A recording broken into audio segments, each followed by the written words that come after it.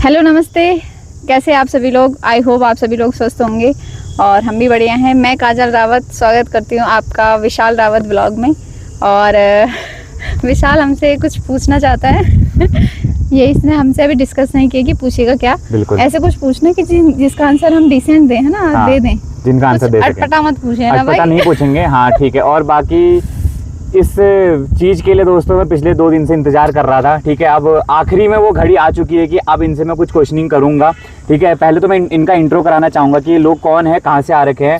वैसे तो बहुत सारे लोग इनको जानते होंगे, लेकिन जो नहीं जानते मैं इनके बारे में बताना चाहूँगा। बेसिकली दोस्तों, इनका नाम है साहिल रावत और इनका नाम है काजल रावत। और भैया और भाभी दोनों के दोनों हैं गढ़वाल के। ठीक है, और ये रहते हैं दिल्ली अभी। और इनसे मेरी बहुत ख़ास मित्रता हुई इंस्टाग्राम के थ्रू।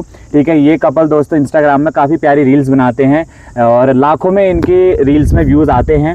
ठीक है, तो बहुत अच्छा काम कर रहे हैं, तो इसके लिए तो आपको बहुत बहुत बधाई की। उम्मीद है कि आपकी वीडियो और ज़्यादा वायरल हो और ज़्यादा जो हम जैसा मेरे जैसा यूथ है वो आपको देख के इंस्पायर हुए और मोटिवेशन मिले, है ना, ताकि इन फ्यूचर हम भी ऐसी चीज़ें क्रिएट करें अपने लाइफ पार्टनर के साथ में। क्वेश्चन मैं इनसे ये पूछना चाहूँगा दोस्तों कि आप दोनों एक दूसरे को कब से जानते हैं?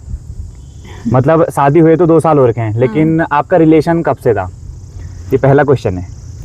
रिलेशन बोले तो मतलब जब जैसा हम ऑफिशियली जो रिलेशन में आए थे, हाँ, वो 2019 से आए थे ऑफिशियली। और अनऑफिशियली तो हम बचपन से एक दूसरे को जानते हैं। अच्छा। क्योंकि इनके गांव मेरी बुआ का ससुराल है। अच्छा। तो आना जाना होता था, बट ऐसा नहीं था कि इनसे बातचीत या कुछ ऐसा। हाँ, ऐसा कुछ भी नहीं था। हाँ, कि मतलब एक दूसरे के प्रति कोई वो अट्रैक्शन कुछ नहीं था। हाँ, कुछ भी नहीं था। बट हाँ, स्कूल टाइम में मैं इनसे बात किया करती थी, वो भी चैट पे। अच्छा, SMS वाला नहीं होता। हाँ, तो उस टाइम पे मतलब अब तो मुझे पता होगा या नहीं होगा, मुझे कोई आइडिया नहीं है, लेकिन उस टाइम पे SMS का पैक आता था एक। हाँ। उसका एक अलग रिचार्ज होता था कि 17 रुपए में 100 SMS मिलेंगे। तो पर डे का भी लिमिट रहता था कि 100 SMS ही हो पाएंगे। हाँ। तो उसमें भी ना एक SMS में ना एक वो होता है, मतलब कि कैरेक्टर लिमिट होती है कि आप खाली ओके लिख के भेज दोगे ना तो दुख होगा बे यार। हाँ। एक मैसेज मैंने वेस्ट कर दिया यार। हाँ। तो थोड़ा सा होता, थोड़ा लिख के फिर शायरियाँ, तो गूगल पे जाओ, कहीं पे जाओ, उनको लिखो भेजो, वो वाला टाइम था। उस टाइम पे करते थे थोड़ी बहुत बात, पर वो वाला क्विट हो गया था। फिर उसके बाद कुछ नहीं था। फिर 19 में दिल्ली आके हम मिले थे। वो भी मेरा बर्थडे था उस दिन, तो मेरी बुआ के लड़के का भी बर्थडे था सेम डे पे। तो तब हम मिले थे, हमने ऐसी बात करी। अच्छा। नंबर्स तो हमारे पास एक दूसरे के ऑलरेडी थे। फिर उस दिन से 2019 28 मई से हमने कंटिन्यूअस बात करने स्टार्ट करी। 28 मई से लड़कियों को याद रहती है ना। अच्छा, उससे पहले अनऑफिशियली एक दूसरे को जानते थे, मतलब सिर्फ बात होती थी। मतलब वो था कि आप मेरी बुआ के गांव का है। अच्छा, मतलब ये नहीं था कि मतलब सोचा नहीं होगा कि इससे शादी भी होगी या कभी रिलेशन में भी हम जाएंगे, ऐसा नहीं था। तो 2019 में ऐसा क्या हुआ था कि आप रिश्ते में गए? उससे पहले क्यों नहीं गए और उससे पहले थॉट आपके दिमाग में क्यों नहीं आया? मेरा बर्थडे था और मतलब कुछ ऐसी थोड़ा सा मैं इमोशनल भी हो गई थी। अच्छा। और फिर ये मुझे ऐसी लाइफ के बारे में भाषण देने लग गए जब मैं घर चली गई। अच्छा। तो लाइफ को लेके ऐसे मोटिवेट करने लग गए। हाँ। और उस मतलब करीब 2 साल तक ऐसा था कि हमने एक दूसरे को ना प्रपोज नहीं कर रखा था। अच्छा। 2 साल तक मतलब हम बात करते थे और एक दूसरे की फीलिंग हम दोनों को पता था कि हाँ इसके मन में ये है। हाँ। इस मेरे मन में ये है। 2 साल बाद अब भाई मैं तो लड़कियों को होता है ना कि भाई टाइम से बोल दे और फिर निपटाए हम। हाँ। कुछ आगे बढ़े, है ना। हाँ। तो बहुत ज्यादा प्रेशराइज किया मैंने इनको कि भाई आप ही बोलो पहले, मतलब करके कुछ सिचुएशन ऐसी क्रिएट कर दी मैंने। हाँ। कि इनको फिर बोलना पड़ा मुझे। अच्छा, मेरे को दबाव दिया गया बेसिकली। हाँ, दबाव में डाला गया कि मुझे प्रपोज कर तू है। मैंने सोचा तू ही करेगा। और कल के दिन जब ये कोई पॉडकास्ट लेगा या कल के दिन क्या पता फिर हम ऐसा भी होगा ना, या कोई पूछेगा कि कैसे मिले, किसने प्रपोज किया, ताकि मैं फिर खुले दिल से बता सकूं कि ये आया था मेरे पास, है ना। मतलब मैं कहना चाहूंगा कि लड़कियां ऐसी होती है, वो कभी खुद से बोलती ही नहीं है। नहीं बोलती, भले ही मन में कितना कुछ होगा ना कि यार मैं बोलूं करके, लेकिन फिर ये चीज होता है। हाँ, मेरे को पता है कि इसकी भी है, पर ये बोली नहीं थी और मेरे को फोर्स कराई जा रही है। हाँ, किसी ना कुछ बहाना करके रोके धोके कि अब ये बोलेगा। तो खैर चलो मान उसके पीछे रीजन होता है। वो रीजन क्या है कि देखो, अगर लड़का अगर आपको मतलब दिल से बोलता है कि हाँ ठीक है मैं तुझे से शादी करूंगा, ठीक है, वही बोलेगा ना पहले ऑब्वियसली। अगर लड़की बोल देगी कि भाई मैं तो तुझे से शादी करूंगी या करके कुछ भी बोलेगी, बस तू ही है, तेरे साथ ही मरना जीना है, और लड़का ना बोल देगा तो फिर तो कुछ खत्म, फिर तो सब कुछ खत्म ना। और अगर लड़की ने ना बोल दिया तो मतलब जैसे लड़के ने बोला कि तो वही तो बात है कि मेरे अंदर से ऐसा था कि भाई चाहे कुछ भी हो, इनको डर लगता था कि भाई मतलब कि मेरी मतलब इनकी फैमिली को लेके कि भाई ये खुश रहेगी नहीं रहेगी करके मेरे साथ, प्लस इनकी फिर जॉब उस तरीके की नहीं थी, तो ये डरते थे कि भाई मैं किस मुंह से बोलूं। इस वजह से इन्होंने मैंने यही तो समझाया, यही प्रेशराइज किया कि I am okay with you. अच्छा, तू जैसा भी है भाई मेरे लिए ठीक है, मेरे को इंसान अच्छा दिखा। मैंने फैमिली नहीं देखी, मैंने पैसा नहीं देखा, क्योंकि मैं पहले से ही मतलब इतना फ्रीडम में थी और सेल्फ इंडिपेंडेंट थी, मतलब खुद कमा रही थी और अच्छा खासा अर्न कर रही थी, अपना परिवार चला रही थी, तो मेरे को इस चीज की कभी टेंशन ही नहीं रही बिल्कुल कि कैसे घर चलेगा, क्या खाऊंगी, क्या पहनूंगी। तो इसीलिए मैंने इनको थोड़ा सा मोटिवेट किया। वो इमोशनल जो था ना, वो यही था, मोटिवेशन था वो मेरा इनके लिए। अच्छा, कि भाई कोई नहीं, तुम करो तो सही प्रपोज, बाकी का मैं देख लूंगी। मैं हाँ बोल दूंगी। अच्छा, अभी के समय में बिना पैसे के तो लड़के को नहीं पूछा जाता है ना। तो एक उदाहरण ये जीता जागते भी है कि मतलब पैसा उस टाइम पे भैया के पास नहीं था, और इनकी शादी 2023 में हो रही थी ना। 2023 के कपल है दोस्तों ये, दो मतलब अभी 2-3 साल पहले भी शायद उतनी अच्छी जॉब नहीं थी भैया के पास ना। शादी के टाइम पे ही आई थी। हाँ, शादी के टाइम पे भी आज से 2 साल पहले उतना अच्छा नहीं था, लेकिन अब बहुत अच्छा हो गया, ठीक हो गया है।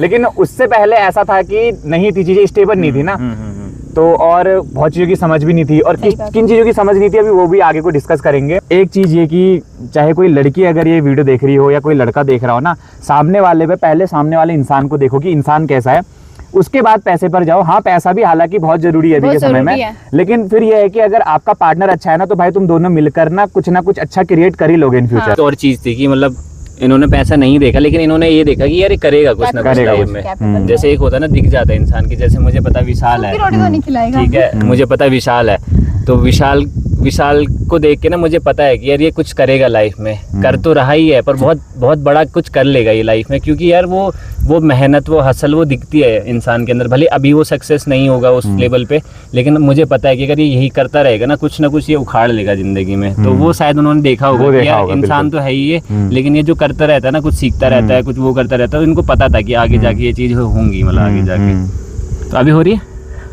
अभी हो रहा है, सब अच्छा हो रहा है, अभी ऑल इज गुड। चलो बढ़िया है, और आप भी वर्किंग हो, आप भी अच्छा कर रहे हो, है ना। अब मेरा दूसरा क्वेश्चन ये रहेगा दोस्तों कि जैसे अभी के समय आप बहुत रिश्तों को ऐसा देखते हैं ना कि स्टार्टिंग के डेज में किसी अपने पार्टनर के साथ रहने में बहुत ज्यादा खुशी होती है, बहुत ज्यादा अच्छा लगता है कि यार मजा आ गया, है ना, और इस जैसा इंसान तो इस दुनिया में कोई है ही नहीं, मेरे को बस ये मिल गया तो बस भगवान मिल गया वाली बात रहती है। लेकिन जब उसी पार्टनर के साथ कोई 1 साल गुजारता है, 2 साल गुजारता है, तो धीरे धीरे करके ना बहुत सारे लोग ना फिर उनका ना मन विचलित हो जाता है, मन उनका ना कि यार वो बात नहीं रही अब, है ना, यार जैसा मजा ना पहले दिन आया, यार जब मिला था कितनी खुशी हुई थी, वो चीजें ना फिर बाद में नहीं रहती है ना। लेकिन जो चीजें इन लोगों ने क्रिएट करके रखी अपने साथ, और अभी भी वो क्रिएट ही है ना, कि लगाओ कि मैं इनके साथ 2 दिन रहा तो मेरे को ऐसा नहीं लगा कि यार ये दोनों ना एक दूसरे से बोर भी होते हैं करके, एक दूसरे से ही भाई एक दूसरे के साथ जहाँ जा रहे हैं साथ में जा रहे हैं, हाथ पकड़ के रील बना रहे हैं, सुबह से लेकर शाम तक बहुत अच्छा टाइम स्पेंड कर रहे हैं आपस में।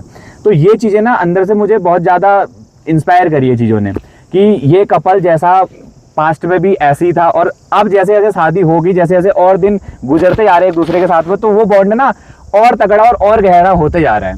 तो ये कैसे, ये पूछना चाहता हूँ, ये कैसे क्रिएट हो रहा है? सबसे पहले तो आपकी जो बॉन्डिंग है वो काफ़ी अच्छी होनी चाहिए, ठीक है, मतलब आपके बीच में अंडरस्टैंडिंग होनी चाहिए। लोग बोलते हैं अंडरस्टैंडिंग कुछ नहीं होता, बहुत चीज़ें होती है भाई, मतलब अगर ये कुछ नहीं भी बोलते ना तो मुझे समझ में आ जाती है कि हाँ ये क्या बोलना चाह रहे हैं, एग्जैक्टली क्या बोलना चाह रहे हैं। तो इसके लिए सबसे पहले आपकी बॉन्डिंग अच्छी होनी चाहिए, चाहे वो फिजिकली हो, मेंटली हो, कैसी भी हो, बहुत ही अच्छा बॉन्ड होना चाहिए आपका, ठीक है।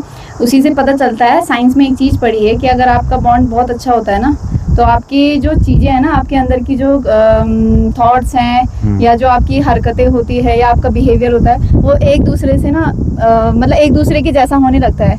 कुछ टाइम बाद तुम्हारी शक्ल भी एक दूसरे की तरह मिलने लगती है, सारी चीजें लिटरली, मतलब ये नाक में उंगली डालते थे तो मैं भी अब नाक में उंगली डालने लग गई हूँ। मैं कुछ करती तो ये अब वो करने लग गए हैं। ये बहुत सारी चीजें होती है कि हम दोनों की एक दूसरे में चीजें आ गई हैं, आदतें घुल गई हैं, मर्ज हो गई है वो, ये चीजें हो गई है, मैंने ये देखा।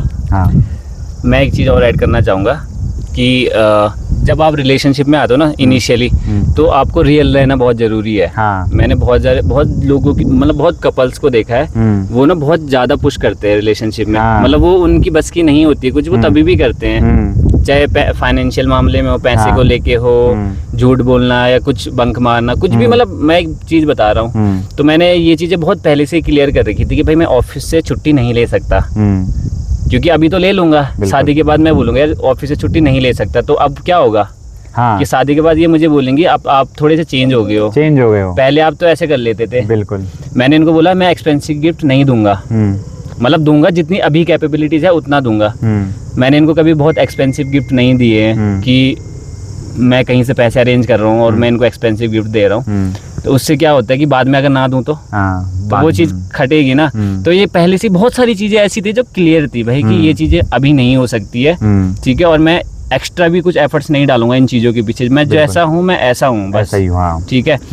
भले उसके बाद शादी हुई, उसके बाद मैंने गिफ्ट देना और एक्सपेंसिव गिफ्ट देना स्टार्ट किया इनको, तो अब बाद में किया ना, तो वो बढ़ेगा अब, वो जो पहले तुम सोच रहे कि नहीं यार अब मुझे अच्छा हो रहा है, अच्छा, तो ये जो तुम कह रहे हो ना कि बाद में और बढ़ता जा रहा है, वो इसीलिए बढ़ता जा रहा है। पहले हम घूमते नहीं थे, कम घूमते थे, इन्होंने कहा कि घूमना है, मैंने कहा हाँ बिल्कुल मुझे भी घूमना है, तो अब वो चीजें भी हो रही है, तो वो बढ़ रहा है एक्सपीरियंस। तो मुझे ऐसा पर्सनली लगता है कि आपको रियल रहना बहुत ज्यादा जरूरी है। अगर आप रियल हो ना, भले आपके जेब में पैसे नहीं है, तो आप सीधे बोलो कि यार मेरे पास पैसे नहीं है।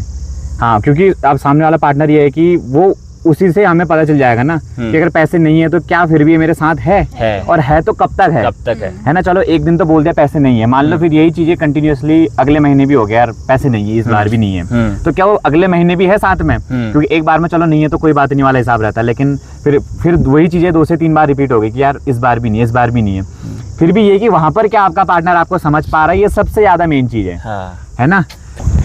अब ये थोड़ी पूछूंगा यार, वो कुछ भी एक्सपीरियंस चाहिए ना लव स्टोरी ब्लॉग में, आप हनीमून कब जा रहे हो, आप बताओ ना बच्चे कब पैदा कर रहे हो, अरे यार ये तो बेसिक चीज है ना। ये तो फिर वो ये मैच्योर क्वेश्चन पूछ रहा भाई।